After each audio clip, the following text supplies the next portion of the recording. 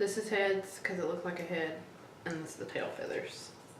Call it, okay, in there. Tail feathers. Oops! Let's try that again. Okay, tail feathers. Heads. Whatever. That means you get to talk first. No, that means you lost the toss. Yeah.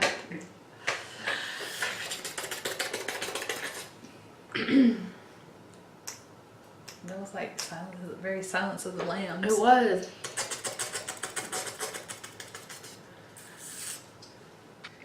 Well, it's Sunday morning where we are, and it's usually either Wednesday evening.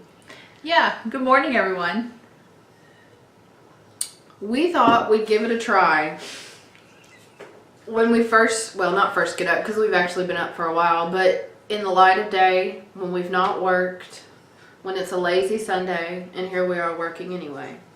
Yeah, but this is fun work. This is fun work. It is fun. Yeah, we, the whole doing it after both of us have worked a full 8-hour day and dealt with animals and toddlers and everything else that we encounter in our day-to-day lives, we were just noticing that we were getting really exhausted on the videos, and we wanted to try doing it on a weekend morning instead. And I actually feel really good about this decision. I do too, and we're not boring people. We're not. But we're not always sleepy either. But we sort of acted like we were so bored with each other. And that just... Yeah, it wasn't working. So we had a business meeting of the two minds and decided we were going to do it in the morning time. And unfortunately, we can't do it on a weekday morning, so now it's a weekend morning. So here we are. So this morning we watched an animated episode. Yes, we watched the Star Trek animated series season 1, episode 8, The Magics of Magnus 2. And it's not how you would normally spell magic. No, magic as in M-A-G-I-C-K-S. So it was an interesting episode. It was a little bit different than the other animated episodes. A little bit different than any type of Star Trek episode I've seen as far as magic. It dealt with magic. But they were also in a different universe, and the laws of nature operated differently where they were. So magic was able to be used. And really, the centaur, he explained that to them it wasn't really magic because, like you said, matter and antimatter was different in their universe. But he said, for your dumb human brains, it's magic. Right. Basically, the Enterprise went to the center of the universe. They were going to test or see if a theory was possible. Apparently, from what I understand, the way Spock was explaining it at the beginning of the episode was that when, he said those who subscribe to the belief that the universe is created after the Big Bang. Oh my gosh. What? Is there something out there?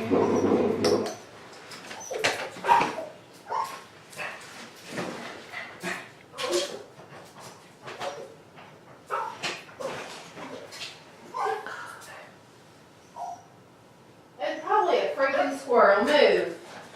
You don't need it. Squirrel! No, go on. Stinky's having a meltdown because there's some sort of animal she feels she needs to... Yes, we're in the light of day now, and usually it's nighttime, and Stinky just lays over there and relaxes while we film. And snores loudly on my dad. The squirrels are out. They caught her attention. They did. So anyway, the people on this planet. Well, no, I was talking about what the Enterprise was doing out there. Oh, sorry. Sorry. No, it's quite all right. So the Enterprise went to the center of the universe to see if they could find where the Big Bang happened and where matter was created. So when they went there, they found this, it was a storm, some type of storm, and they got pulled into it, and they pulled through to the eye of the storm, trying to make repairs to their ship, and then that's when the centaur appeared on their ship. Yeah, they started losing life support. Bones was the first one to feel it. Jim, I can't breathe.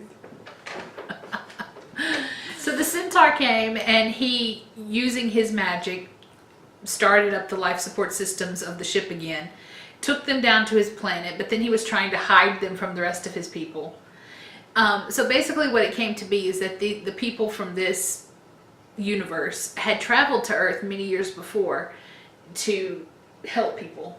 And people started taking advantage of their magic, and when they decided they didn't want to be taken advantage of anymore, that was when people started demonizing witches, and then the Salem witch trials happened. Yeah, they said they call them the Megans. The Megans, yeah. The Megans. And they all congregated to Salem, Massachusetts. Right. And of course, like she said, you know, as our history as we know it, the Salem witch trials. Right. So then they ended up putting their minds together so that they could go back to their home world, and they vowed never to go back to Earth, never to trust Earthlings again. So he was trying to hide. The centaur met these humans off the Enterprise, and he was trying to hide them from the rest of everyone. Spock and Kirk figured out that they could practice magic. You just had to believe you could. And watching Spock practice magic, because it's logical in this universe, it was just funny to me because he's like, you know, doing his magic, has his hands out like this. It was funny. But he did. He drew a Wiccan star right on the floor and stood in it. But they all, him and Kirk at one point or another, used their... And Sulu too, trying to fly the ship. Oh yeah, Sulu did too. And then once they started on using magic, that's when the centaur appeared and was like, "You can't be doing this. They're going to track you through it." And then they actually showed up. The voice said, "We have already found them." So they ended up taking the Enterprise crew and putting them in stocks, and they took them to a recreation of Salem. And basically, they were putting the crew of the Enterprise on trial for what they had gone through when they were on Earth.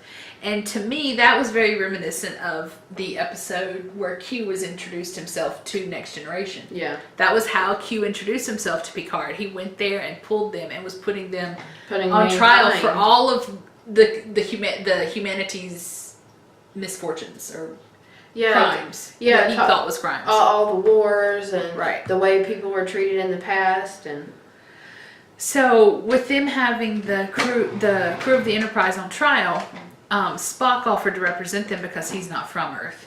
So he called Lucien, who was the centaur, to the stand. He called Kirk to the stand. So they finally decided they were going to let the Enterprise go, but they were going to punish the centaur for allowing them to come into the plane or trying to protect them or whatever. And Kirk wasn't having it. He stood up for the guy and was like, you know, this is totally what we're against. You know, I'm not going to be a party to this when you're just going to turn around and be cruel to him. And that turned out to be a test. yeah. So. And he took Lucien out of his little bubble of eternity to be alone. And then revealed, of course, that his real name, the centaur's real name, was Lucifer. Right. And of course, Spock makes the connection between...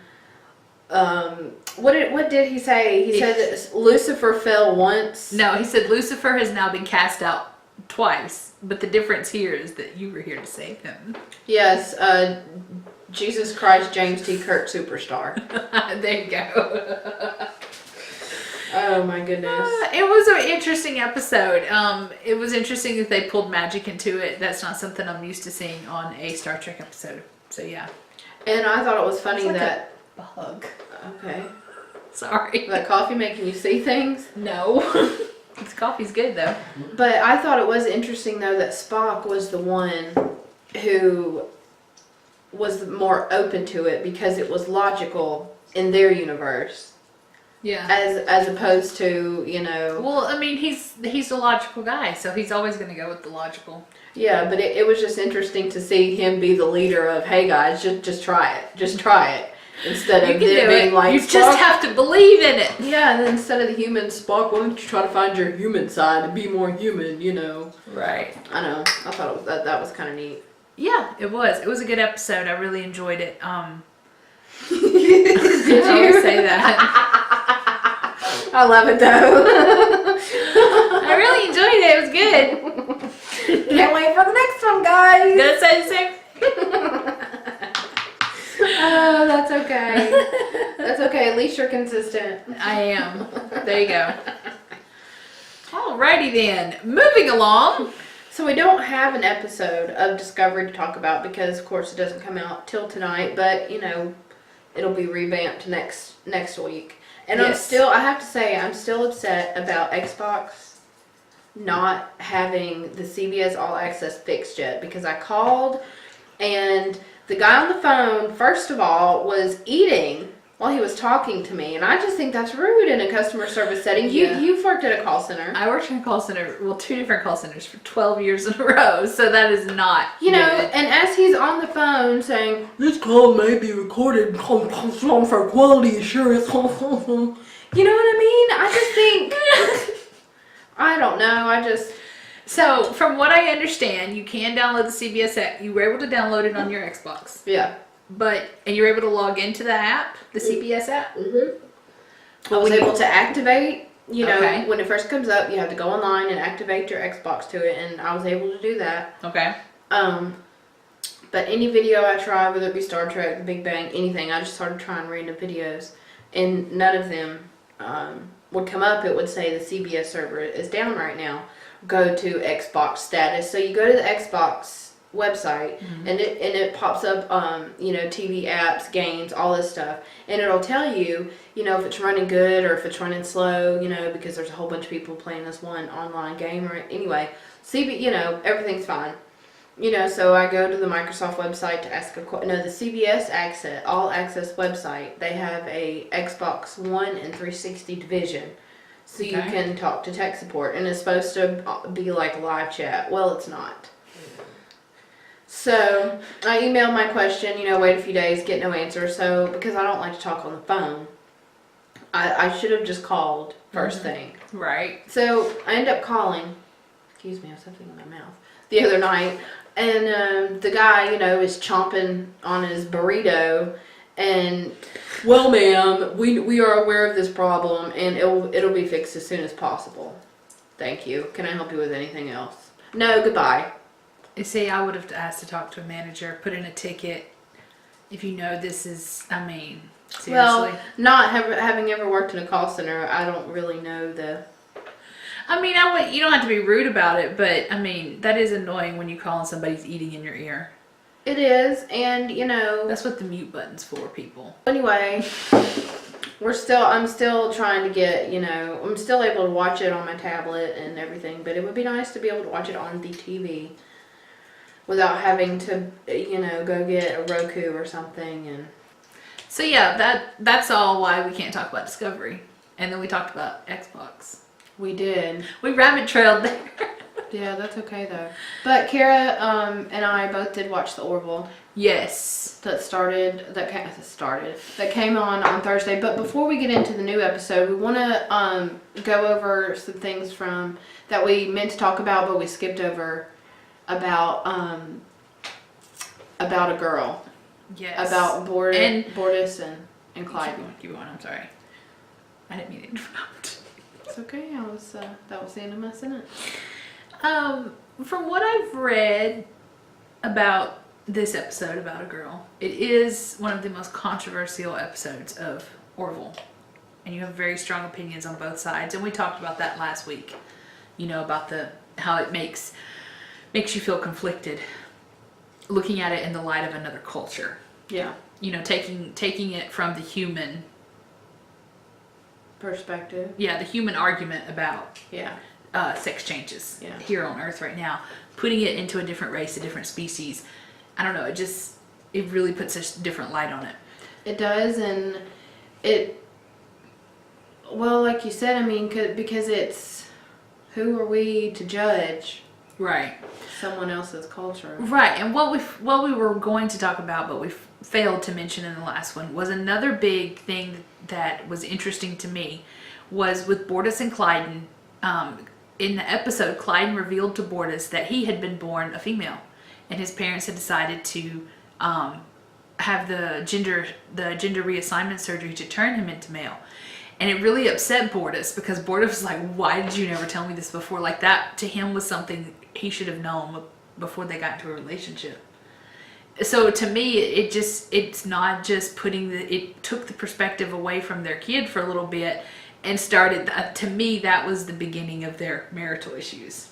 Yeah. Because, in the next episode, they were laying in bed and Clyde was wanting to talk about it and Bortus didn't, because Bortus obviously is still mad that right. Clyde didn't tell him this. Right. And, it's feeling a violation of trust in a way, and understandably maybe not even as soon as they got in a relationship, but as soon as they knew they were serious and decided to be mated forever, Yeah. that would be something, hey, look, this, not that it would ever probably change what Bortus thought, but I could see why he would be scared, but I could also see why Bortus would be angry to, Right.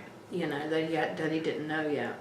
Well, after that episode, it had the one where they were having marital issues.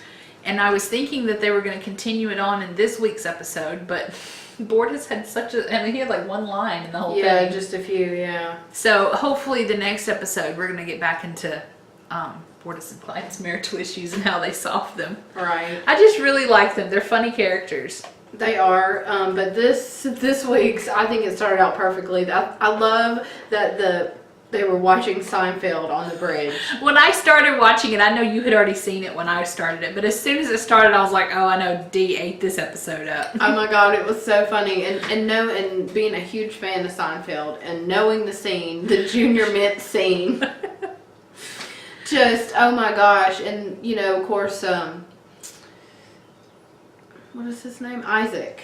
Yes. Isaac is so completely confused about why everyone's laughing, and this is a delicate procedure. Don't you realize that this could jeopardize, this man's well-being? And right. they're like, yeah, but that's not the point. Right.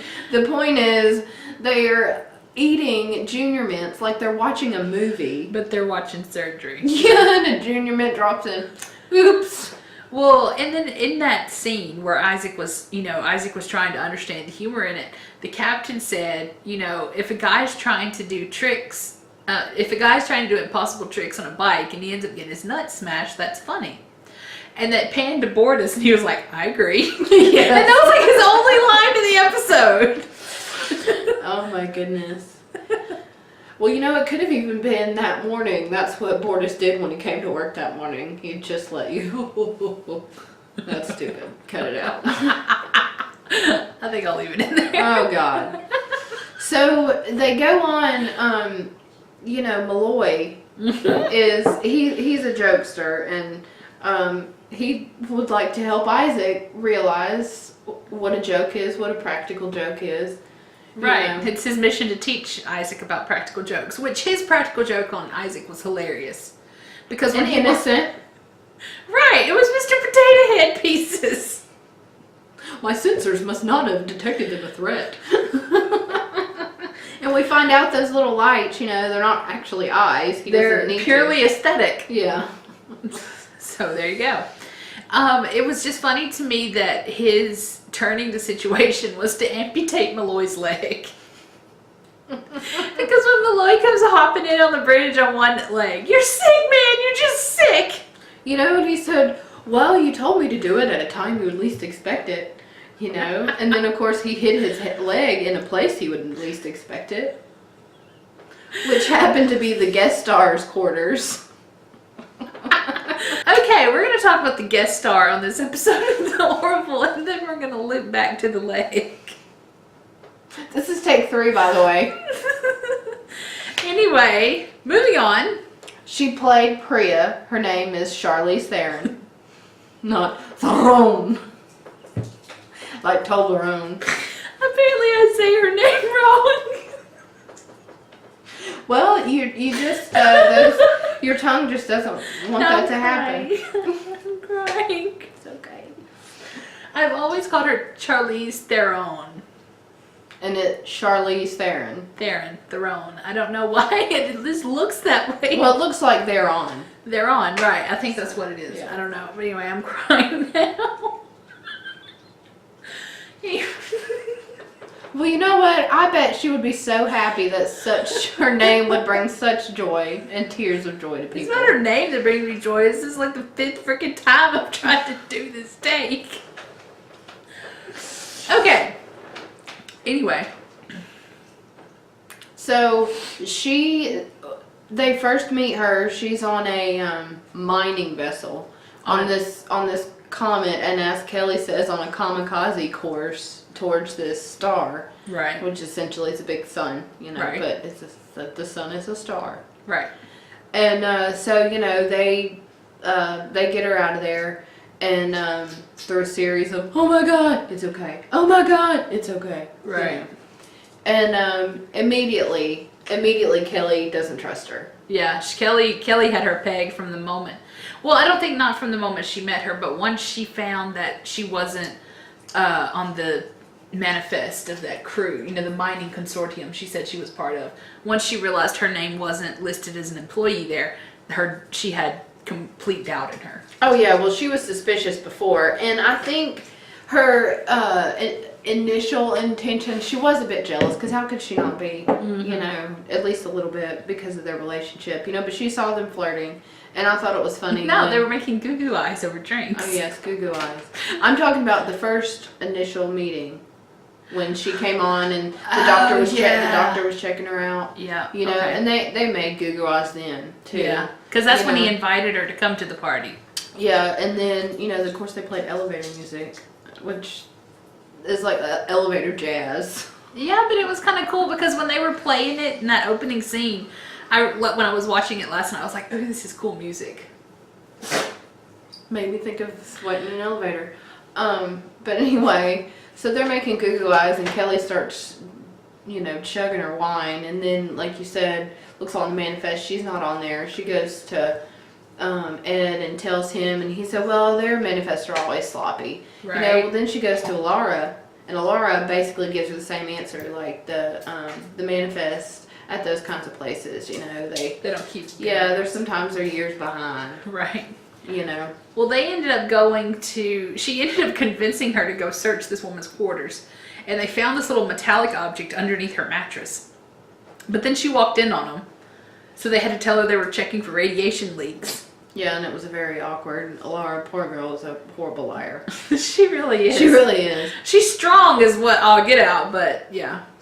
Oh, and that reminds me. Okay, so you know how whenever the captain needs Alara to do something, and he said, "Do you want to open this jar of pickles for me?"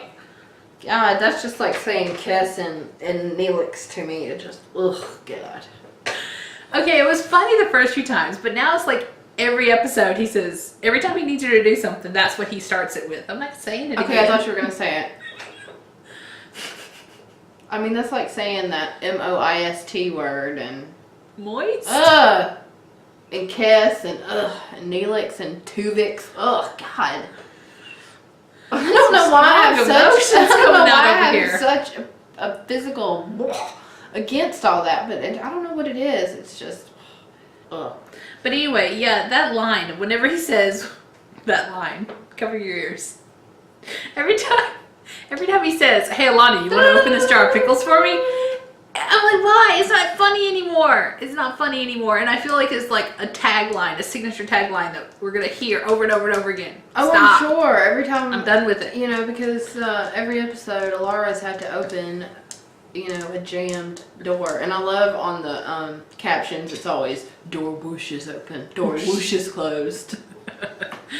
Whoosh with like 3 O's. I love subtitles. I really do.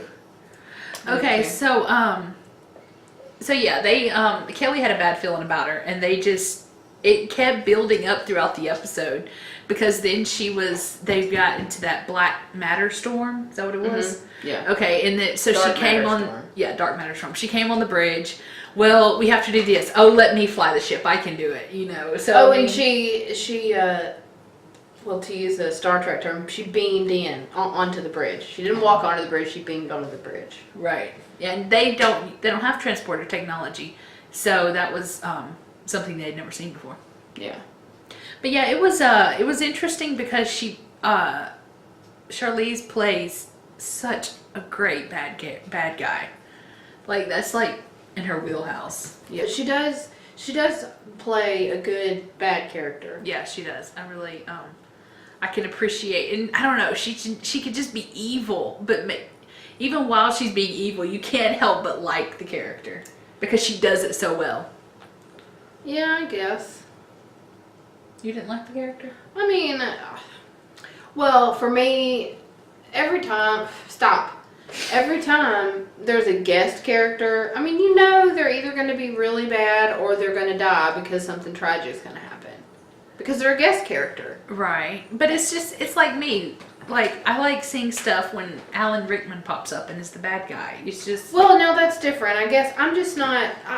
don't get me wrong, I don't dislike Charlize Theron.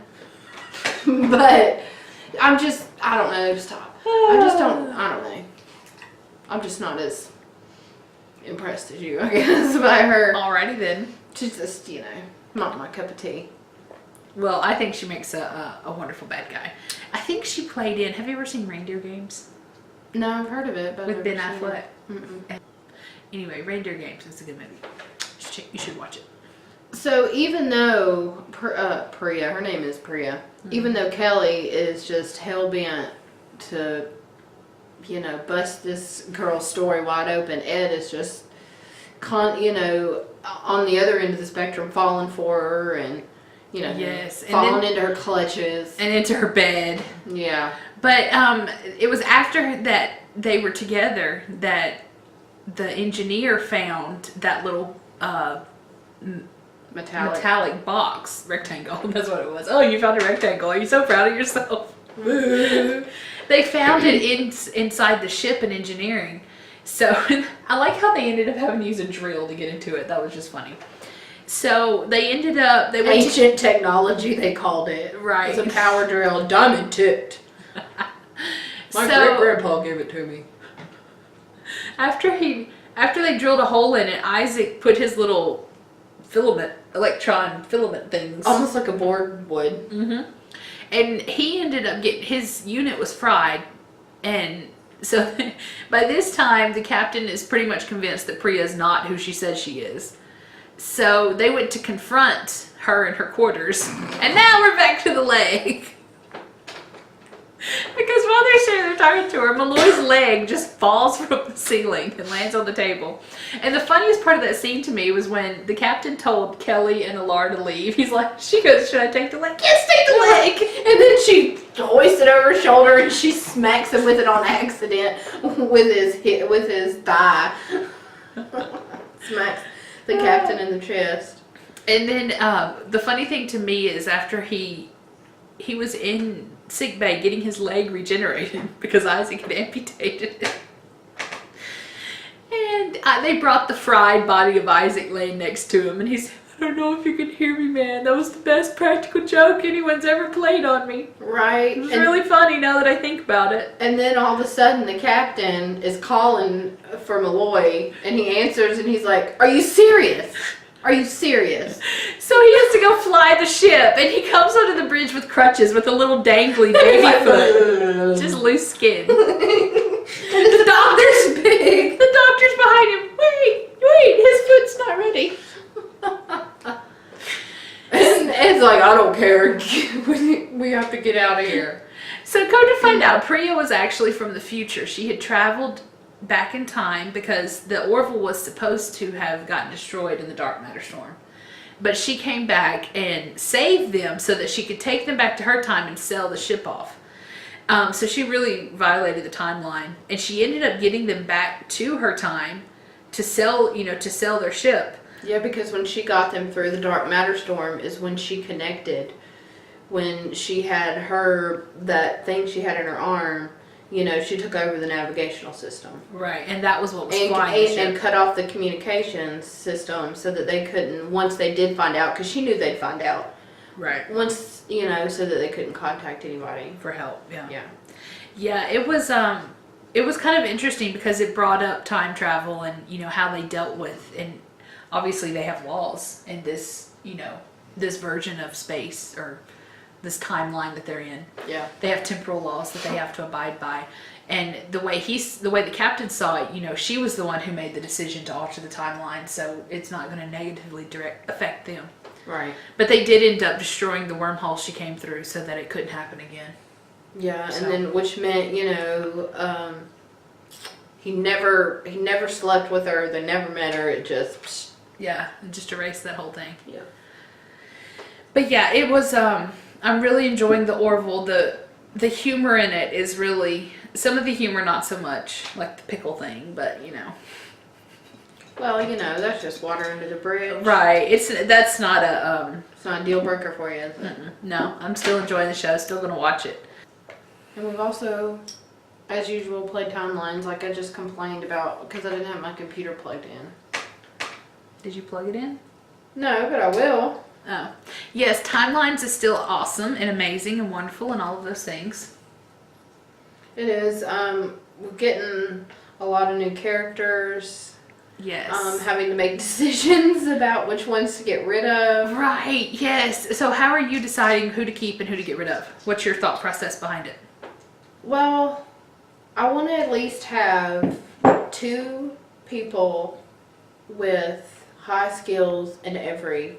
I want to at least have 2 good engineers, 2 good medical officers, 2 good diplomacy, and so on and so on. Yeah. And obviously, it's better for those people if they're a higher star. Or rare, or the crew rarity. That's also what Right. I'm looking at. Well, that means how many stars, right? Oh yeah, I wasn't. It's yes. okay. But so I don't really keep very many 1 stars, but there are a few, you know, just because I liked their character in the show. I'm keeping the 1 stars I'm keeping are the ones that I have like up to 70 and 80. You know, I'm keeping those. But I finally got my first character to level 100. Jealous. What are you looking for? I'm playing my computer and keep talking. Oh, well you're off camera. That's what I I was don't asking. care. Keep talking. What was I talking about? So I got my first character in Timelines up to level 100. And Ensign Sato, she's my diplomat. Her diplomat skills are out of this world. And what I've noticed is, now that she's at a level 100, she can't go any higher. But when I'm going and trying to farm items to equip for my other characters, if I pick her for to be the diplomat on the mission I'm trying to complete, when I hit her, it lights up orange for everything. Like, she can do everything. She's high enough. Even she doesn't have science skills, but yeah, I can do that. Oh yeah, because of those other numbers. Right. You know. Right. Yeah. It's really I don't know, she's really good to bring along. Except in the gauntlets. I used her in the gauntlets because I thought that she, you know, she has all the diplomacy, but when I go to put her up against somebody else, she has real low diplomacy numbers. Well, it's not necessarily the numbers, right? It's that whatever's in parentheses for your roll, you know, your probability. You know, because it's almost like it's like rolling, a die game. Yeah, it's almost like rolling a d20, or you know, but like a d, sometimes 140. Right. Yeah, because she doesn't. Her diplomacy, her high level number in diplomacy doesn't work that well in the gauntlet. Which the gauntlet is a new feature of Timelines that we're just starting to learn and figure out. Yeah. But yeah, I got rid of a lot of characters. I got some really good drops, like premium drops, and I had like 15 new characters come in all at once. Yeah. So I had to get rid of some to be able to keep the ones I wanted to use. Yeah, I was gonna see, now that my computer has come back up, I have 1, 2, 3, 4, I have 5 1-star characters, and I really probably need to get rid of Ensign Kim, because he doesn't really do me any good. So. Do you ever use him? No. You know. Yeah. And you know, to have Lieutenant Thomas Riker, I just think it's cool that I have him. I think I finally got rid of him the other day. You know, and I have Counselor Troy, and she's not as high as Deanna Troy, who is like, you remember the episode that when Barclay was like in love, and he had all the characters, or he had all the Enterprise crew, you know, the main bridge crew. He had made up that hologram program. Because he's weird. And what did she say? What was her... She said something real cheesy. Remember? Something about being an empath. But it was the way he had her. But anyway, she's wearing the dress. Kind of like... Oh, so that's the outfit she wore in that episode. Is that what you're saying? That's what it reminds me of anyway. Gotcha. So how one of the characters that I got the other day cracked me up. Dee just got her today while I was watching. Commando Crusher. I could think was, oh my god, Dr. Crusher doesn't have underwear on. I mean, why would you have Commando Crusher? That is just a bad joke waiting to happen. But she's really into, she's a stealth, you know, she's a stealth operative. So she is, she's a cool character to have. She is. She's a 3-star character. Right. And my Dr. Crusher is just, 2 stars. She's 2 stars. And her only skill set is medical. That's it. Yeah. But Commando, I can't even say it without laughing. Commando Crusher has other abilities. What other stuff does she have? Commando Crusher has, see, she's got security, science, and medical. Right. And medicine. Yeah, so that's a 3-fer right there. It is, yeah. And I did get Captain Cassidy Yates last night. And can we just reiterate again how much we love that the actress who played Cassidy Yates is in the Orville? I just love that. Yeah, she does it well. I wish she was. I'm sure she'll have her own episodes, you know. Yeah. But she was only in it for the whole leg debacle. Right. Yeah. You know. So, is that so? Did you say how you decide on how to get rid of your characters when new ones come in? Yeah, the rarity. I'm really looking at rarity these days because the more that I can upgrade them as far as their star ratings are concerned, like you can get them to a level 100, but then you can still increase their character. Yeah. So if you have wiggle room to advance it even beyond that level 100 a little bit. Right. Very cool. Well, I have engine, cut. I have Ensign Sato at 100, and I also have 7 of 9 and Commander Archer at 90. So they're my next 2 that'll be up to 100. My highest is at 80, and that's CMO Crusher, Chief Medical Officer Crusher. Okay. So yeah, we've been having fun with timelines. Still very addictive, and I'm trying to get better at the voyages because I keep forgetting to recall them before I lose all of my antimatter, which is a whole ordeal getting it back. Right, because then there you are having to spend your dilithium over something stupid that could have been prevented. Right, right. But anyway, so thank you guys so much for coming and hanging out with us again. I hope that we've been a little bit more chipper for you this morning. Woo! I definitely feel like that we have been. I do. I feel a little bit more chipper. We'll definitely have to, maybe with the exception of next week because I'll be out of town, we'll have to start doing this in the mornings. All right, thanks again, guys, for coming and hanging out with us. We hope that you have enjoyed yourselves. And you see our new little, right here, our new hashtag light? I found that at the store yesterday, and I had to buy it. It's pretty cool because it's battery operated, and it's pretty bright for a battery operated thing. Yeah, there are little LED lights in it.